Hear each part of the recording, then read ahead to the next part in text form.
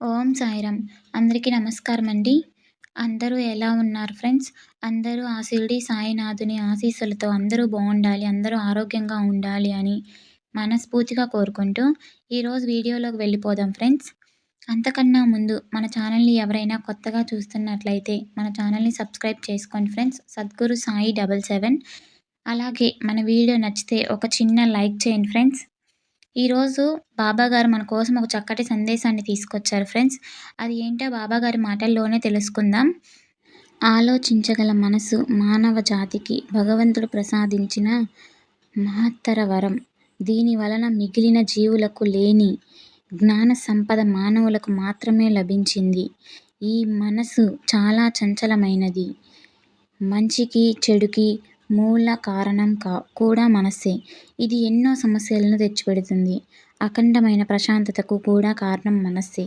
ఈ మనస్సు స్థిరంగా శాంతంగా ఉంచుకోవటానికి తగిన మార్గం కూడా మనిషికి చూపించాడు భగవంతుడు.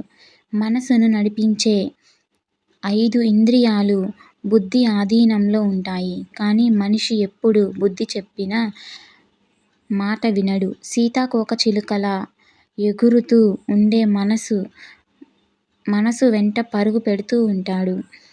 మనసు చేసే ఈ మాయాజాలం నుండి బయటపడి దానిని తన ఆధీనంలో ఉంచుకుంటే ఈ చిక్కుల నుండి తప్పించుకోవచ్చు. మనసు చంచలం కాకుండా ఉంచే అన్ని మార్గాలలోనూ భక్తి మార్గం శ్రేష్టమైనది. భగవంతుడు మనకు నేరుగా వచ్చి ఏ సహాయాన్ని అందించడు. సద్గురువు వాక్కు రూపంలోనో మనల్ని ఆదుకోవటం జరుగుతుంది. అందుకే మానవులను ఉద్ధరించటానికి దివి నుండి భువికి దిగివచ్చిన బాబా అనేక బోధనలు చేశారు, మార్గాలు సూచించారు. ఇవన్నీ మనకు మనశ్శాంతిని కలిగించేవే. మనసు యొక్క మాయాజాలం నుండి సమస్త మానవాళిని బయటపడవేయగల ఆ సద్గురువు సాయిబాబా మాత్రమే.